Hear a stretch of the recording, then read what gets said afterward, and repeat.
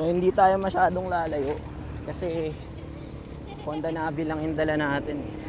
So long ride lang tayo dito sa malapit. Dito tayo sa Tanay.